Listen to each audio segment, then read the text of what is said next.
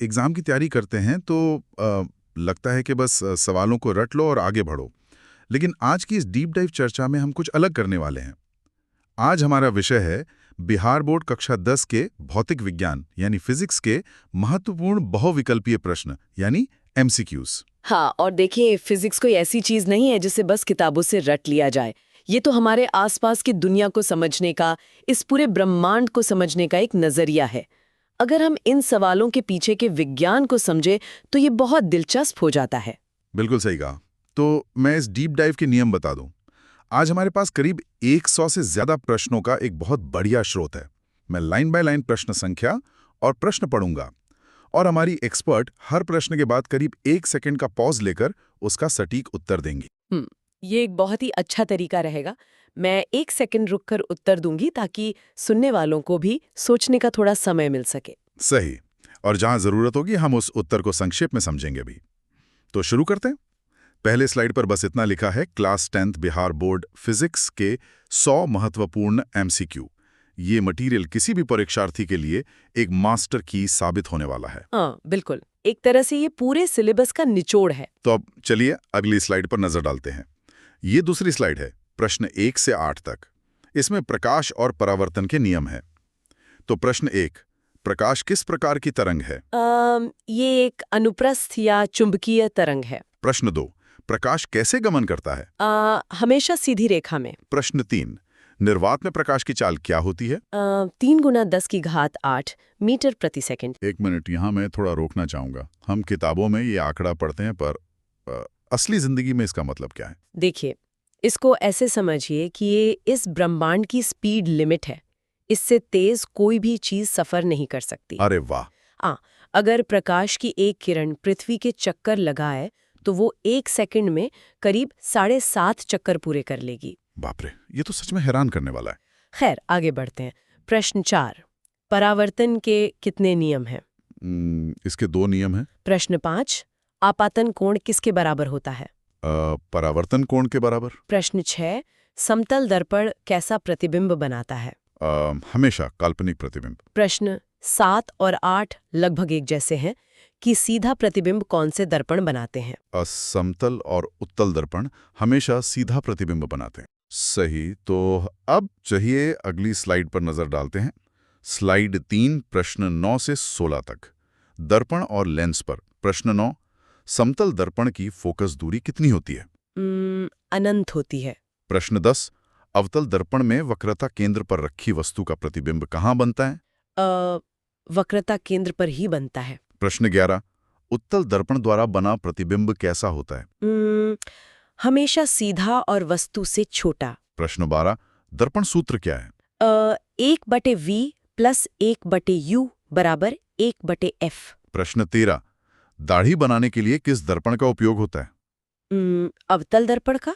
प्रश्न 14, लेंस सूत्र क्या है? 1/v - 1/u = 1/f। प्रश्न 15, कार के आगरा दीप यानी हेडलाइट में किस दर्पण का उपयोग होता है? उत्तल दर्पण। वेट, यहाँ मुझे थोड़ा अजीब लग रहा है। मटेरियल में कार के हेडलाइट के लिए उत्तल दर्पण लिखा है, पर आमतौर पे तो हेडलाइट में प्रकाश को एक साथ आगे भेजने के लिए अवतल दर्पण का इस्तेमाल होता है ना? हाँ, आप वैज्ञानिक रूप से बिल्कुल सही कह रहे हैं, पर यहाँ एक बहुत जरूरी बात ध्यान रखनी है। हम स्ट्रिक्टली इस स्रोत सामग्री के आधार पर चल रहे हैं। अगर एग्जाम बोर्ड ने किसी सामग्री में यही उत्तर दिया है तो परीक्षा के नजरिए से यही लिखना सुरक्षित होता है। हम यहाँ किसी बात का पक्ष नहीं ले रहे हैं, बस मटेरियल को रिपोर्ट कर रहे हैं। हाँ, ये एक बहुत अच्छा पॉइंट है।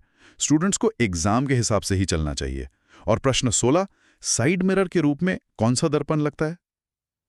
वहां भी उत्तल दर्पण होता है। तो अब चलिए अगली स्लाइड पर नजर डालते हैं, स्लाइड 4, जिसमें प्रश्न 17 से 24 तक चिन्ह परिपाटी यानी साइन कन्वेंशन पर सवाल हैं। प्रश्न 17, नई कार्तिकी परिपाटी के अनुसार बिंब की दूरी क्या होती है? हमेशा ऋणात्मक यानी नेगेटिव। प्रश्न 18, उत्तल दर्पण की फोकस दूरी कैसी होती है? धनात्मक या पॉजिटिव। प्रश्न 19, ऋणात्मक आवर्धन क्या दर्शाता है? कि प्रतिबिंब वास्तविक और उल्टा है। प्रश्न 20, दंत विशेषज्ञ यानी डेंटिस्ट किस दर्पण का उपयोग करते हैं? अवतल दर्पण का। यहाँ थोड़ा रुकते हैं। ये बड़ी दिलचस्प बात है कि डेंटिस्ट अवतल दर्पण ही क्यों चुनते हैं? असल में अवतल दर्पण एक तरह से मैग्नीफाइंग ग्लास बन जाता है। जब उसे दांत के बहुत पास रखते हैं तो वो दांत की किसी भी बारीक कैविटी का एक बहुत बड़ा और सीधा प्रतिबिंब बनाता है।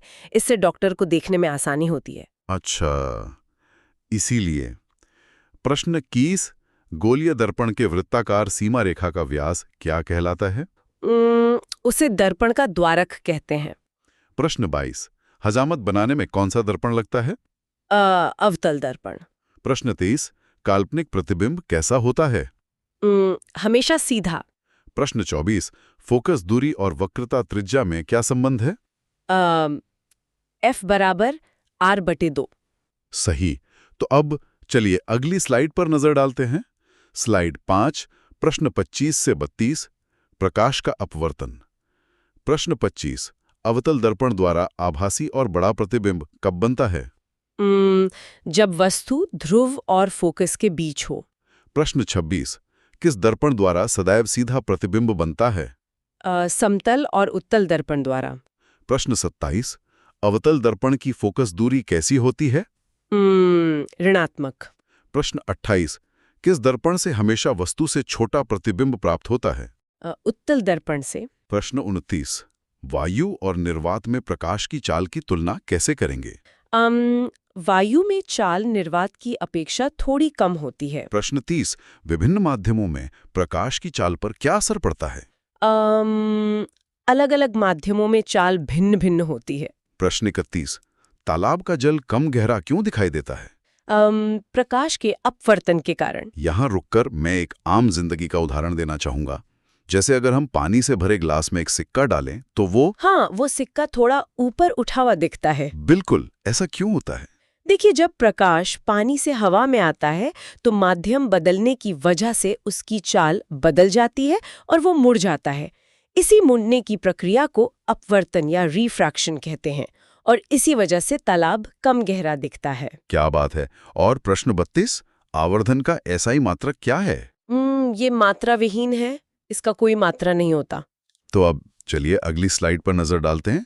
स्लाइड 6, प्रश्न 33 से 40, लेंस और अपवर्तनांक।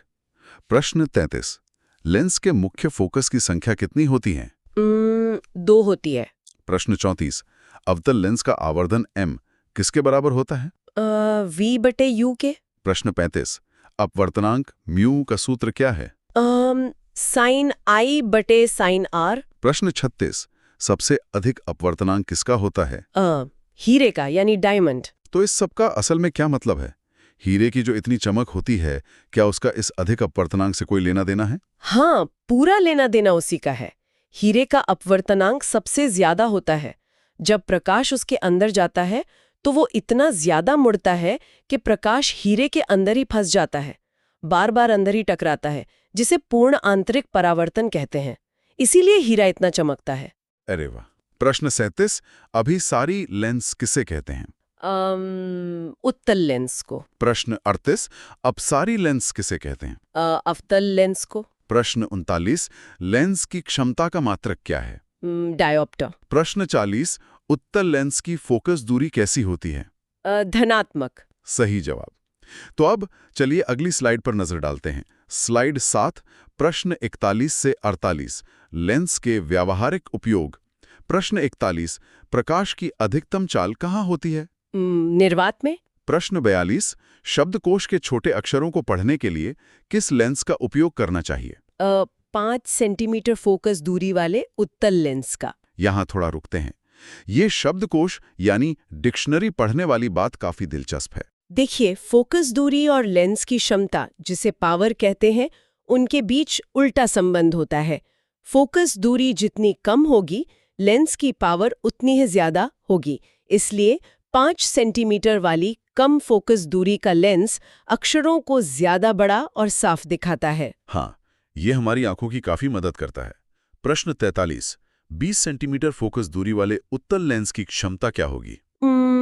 +5 डायोप्टर। प्रश्न 44, लेंस बनाने में किस पदार्थ का उपयोग नहीं किया जा सकता? मिट्टी का। प्रश्न 45, अपवर्तन के कितने नियम हैं? दो नियम हैं। प्रश्न 46, किस लेंस द्वारा सिर्फ काल्पनिक प्रतिबिंब बनता है? अवतल लेंस द्वारा। प्रश्न 47, एक एंगस्ट्रॉम का मान क्या होता है? 10⁻⁻10 मीटर। प्रश्न 48, उत्तल लेंस की बनावट कैसी होती है? किनारों की अपेक्षा बीच में मोटा होता है। अब चलिए अगली स्लाइड पर नजर डालते हैं। स्लाइड 8, प्रश्न 49 से 56, लेंस द्वारा प्रतिबिंब का निर्माण। प्रश्न 49, उत्तल लेंस के सामने वस्तु कहाँ रखें कि समान आकार का प्रतिबिंब बने? वक्रता केंद्र पर। प्रश्न 50, उत्तल लेंस में आवर्धित काल्पनिक प्रतिबिंब कब बनता है? जब वस्तु फोकस और लेंस के बीच हो। प्रश्न 51, कौन सा लेंस वास्तविक प्रतिबिंब बना सकता है? उत्तल लेंस। प्रश्न 52, फोटोग्राफी कैमरे का अभिदृश्यक यानी ऑब्जेक्टिव लेंस कैसा होता है? स्रोत में इसका उत्तर उत्तल लेंस दिया गया है। हाँ, यहाँ इस सवाल के शब्द थोड़े अजीब हैं। फोटोग्राफी का अदृश्य जैसा कुछ लिखा है स्रोत में। हाँ, कभी-कभी अनुवाद या टाइपिंग में ऐसे शब्द आ जाते हैं, पर हमारा काम है कि एग्जाम के अनुसार जो उत्तर मटेरियल में है वही याद रखें। इसका जवाब उत्तल लेंस ही होगा। सही है। प्रश्न 53, प्रकाश की न्यूनतम चाल कहाँ होती है? कांच में। प्रश्न 54, अवतन दर्पण में समान साइज का प्रतिबिंब कहाँ बनता है? वक्रता केंद्र पर। प्रश्न 55, प्रकाश के अपवर्तन के दूसरे नियम को क्या कहते हैं? स्नेल का नियम, ये बहुत महत्वपूर्ण है। प्रश्न 56, उत्तल लेंस में बराबर आकार का प्रतिबिंब कहाँ बनता है? वक्रता केंद्र पर। तो अब चलिए अगली स्लाइड पर नजर डालते हैं।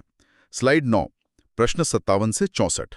प्रश्न 57, 25 सेंटीमीटर फोकस दूरी वाले अवतल लेंस की क्षमता क्या होगी? -4 डायोप्टर।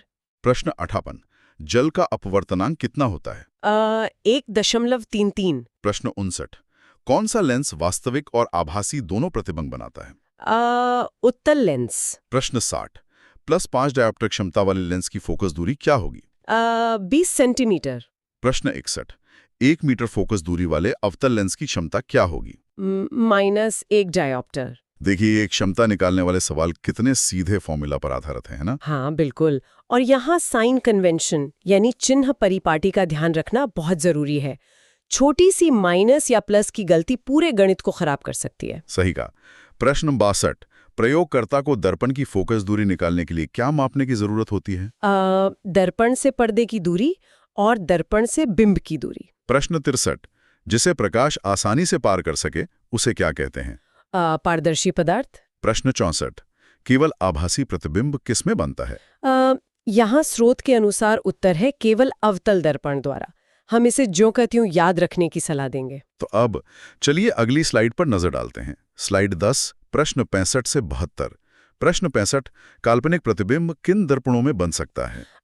तीनों में, समतल, उत्तल और अवतल। प्रश्न 66, छोटा और आभासी प्रतिबिंब कौन बनाता है? उत्तल दर्पण। प्रश्न 67, फोकस दूरी और वक्रता त्रिज्या में क्या रिश्ता है? फोकस दूरी वक्रता त्रिज्या की आधी होती है। प्रश्न 68, मोटर गाड़ी के ड्राइवर के सामने कौन सा दर्पण लगा होता है? उत्तल दर्पण। ये वही रियर व्यू मिरर वाली बात है ना? यहाँ सबसे दिलचस्प बात यह है कि उत्तल दर्पण छोटा प्रतिबिंब बनाता है, जिससे पीछे का एक बहुत बड़ा हिस्सा यानी बड़ा फील्ड ऑफ व्यू उस छोटे से शीशे में दिख जाता है। एक साधारण सा कर्व हमारी सड़क सुरक्षा सुनिश्चित करता है। वाह। प्रश्न 69, उत्तल दर्पण का प्रतिबिंब कैसा होता है? काल्पनिक और सीधा। प्रश्न 70, F = R/2 किसके लिए सत्य है? दोनों के लिए, अवतल और उत्तल दर्पण के लिए। प्रश्न 71, प्रकाश का अपने पूर्व पथ से विचलित होना क्या कहलाता है? प्रकाश का अपवर्तन। प्रश्न 72, जब प्रकाश विरल माध्यम से सघन माध्यम में जाता है तो क्या होता है? वो अभिलंब की ओर मुड़ जाता है।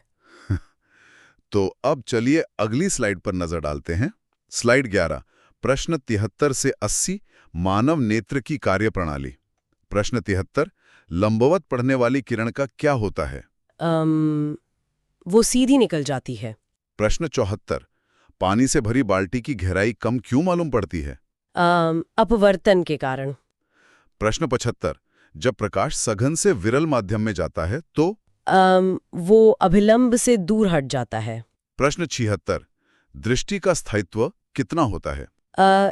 1/16 सेकंड। ये 1/16 सेकंड वाली बात बड़ी अजीब है। देखिए, हमारी आंख पर जब कोई छवि पड़ती है तो वो तुरंत गायब नहीं होती। वो 1/16 सेकंड तक वहीं ठहरती है। और मुझे लगता है इसी सिद्धांत पर हमारी फिल्में और एनिमेशन काम करते हैं ना। तेज गति से तस्वीरें चलाई जाती हैं। बिल्कुल सही पकड़ा आपने। आंख बिल्कुल एक बेहतरीन कैमरा की तरह काम करती है। प्रश्न 77। किसी वस्तु का प्रतिबिंब आंख में कहाँ बनता है? रेटिना पर। प्रश्न 78। नेत्र में प्रवेश करने वाले प्रकाश का अधिकांश अपवर्तन कहाँ होता है? कॉर्निया के बाहरी पृष्ठ पर। प्रश्न 79। पुतली के साइज को कौन नियंत्रित करता है? परितारिका, जिसे आइरिस भी कहते हैं। प्रश्न 80। आंख कैसा व्यवहार करती है? उत्तल लेंस की तरह। तो अब चलिए अगली स्लाइड पर नजर डालते हैं। स्लाइड 12। प्रश्न 81 से 88। दृष्टि दोष। प्रश्न 81। नेत्र में कौन सा लेंस होता है? उत्तल लेंस। प्रश्न 82। सामान्य नेत्र का दूरबिंदु कहाँ होता है? अनंत पर। प्रश्न 83। स्पष्ट दर्शन की न्यूनतम दूरी कितनी होती है? 25 सेंटीमीटर। प्रश्न 84। रेटिना पर कैसा प्रतिबिंब बनता है? वास्तविक, उल्टा और छोटा। प्रश्न 85।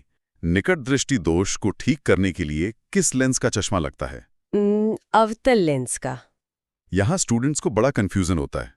नाम है निकट दृष्टि दोष, पर इसमें अवतल लेंस क्यों? हाँ, ये नाम थोड़ा कंफ्यूज करता है।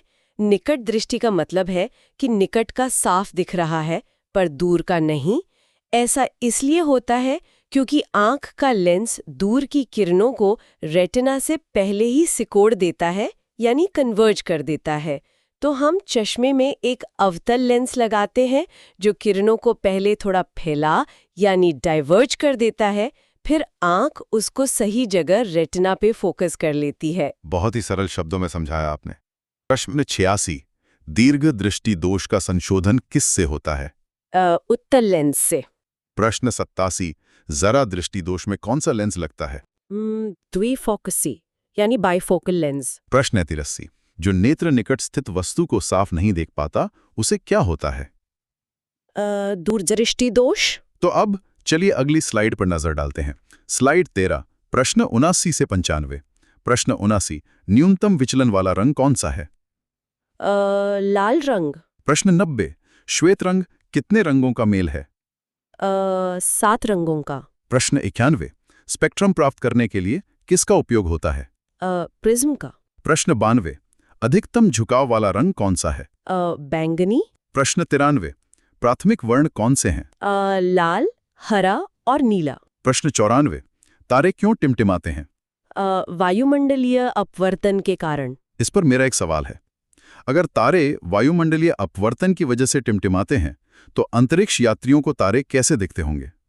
क्या वहां भी टिमटिमाते हैं? बिल्कुल नहीं। हमारी पृथ्वी पर हवा की अनगिनत परतें हैं जो लगातार बदलती रहती हैं, इसलिए रोशनी मुड़ती है और तारे टिमटिमाते लगते हैं। पर अंतरिक्ष में कोई वायुमंडल नहीं है, तो वहां रोशनी बिना मुड़े सीधी आती है और तारे बिल्कुल स्थिर चमकते हैं। क्या बात है। और प्रश्न 95। वास्तविक सूर्योदय से 2 मिनट पूर्व सूर्य का दिखना किसका उदाहरण है? ये भी वायुमंडलीय अपवर्तन का ही नतीजा है। तो अब चलिए अगली स्लाइड पर नजर डालते हैं। स्लाइड 14। प्रश्न 96 से 102। प्रश्न 96 वही तारों वाला है। प्रश्न 97। वायुमंडल में किस रंग का प्रकीर्णन सबसे ज्यादा होता है? नीले रंग का। प्रश्न 98। सूक्ष्म कण किसका प्रकीर्णन करते हैं? नीले रंग का। प्रश्न 99। अधिकतम तरंगदैर्घ्य किस रंग की होती है? लाल रंग की। यहाँ मुझे अचानक याद आया कि ट्रैफिक सिग्नल लाल क्यों होते हैं। हाँ, बिल्कुल। तरंग दैर्घ्य यानी वेवलेंथ सबसे बड़ी होने के कारण लाल रंग का प्रकीर्णन यानी फैलाव सबसे कम होता है, इसलिए वो धुंध या कोहरे में भी दूर से साफ दिख जाता है। प्रश्न 100। चंद्रमा से आकाश कैसा दिखता है? काला दिखता है। प्रश्न 101। कोलाइडी विलयन में कौन सा प्रभाव दिखता है? टिंडॉल प्रभाव। प्रश्न 102। दृश्य प्रकाश में अधिकतम तरंगदैर्घ्य किसका होता है? लाल रंग का। तो अब चलिए हमारी आखिरी स्लाइड पर नजर डालते हैं। स्लाइड 15। प्रश्न 103 से 107। विद्युत के कुछ मूल सिद्धांत। प्रश्न 103। अंतरिक्ष यात्री को आकाश कैसा दिखता है? काला दिखता है। प्रश्न 104। एक इलेक्ट्रॉन पर कितना आवेश होता है? 1.6 गुणा 10 की घात -19 कूलम। प्रश्न 105। विद्युत आवेश का एसआई मात्रक क्या है? कूलम। एमीटर का? यहाँ अचानक से प्रकाश की बात होते होते हम बिजली यानी विद्युत पर आ गए। हाँ, यही तो फिजिक्स की खूबसूरती है। एक तरफ हम ब्रह्मांड के प्रकाश की बात कर रहे थे और अचानक हम एक छोटे से इलेक्ट्रॉन के आवेश पर आ गए। ये दोनों ही चीजें हमारी जिंदगी का सबसे अहम हिस्सा हैं। रोजमर्रा की बिजली और रोशनी एक ही विज्ञान के दो पहलू हैं। वाह! तो इसी के साथ हमने इस मैराथन डीप डाइव को पूरा कर लिया है। हमने पूरे 107 सवालों को बिना छोड़े बहुत ही विस्तार से कवर किया है। मुझे उम्मीद है कि जो भी सुन रहा है, जब वो परीक्षा में इन सवालों को देखेगा तो उसे सिर्फ आंसर याद नहीं आएंगे, बल्कि उसके पीछे का क्यों भी याद आएगा। सभी को शुभकामनाएं। परंतु जाने से पहले मैं एक विचार छोड़कर जाना चाहूंगा। आज हमने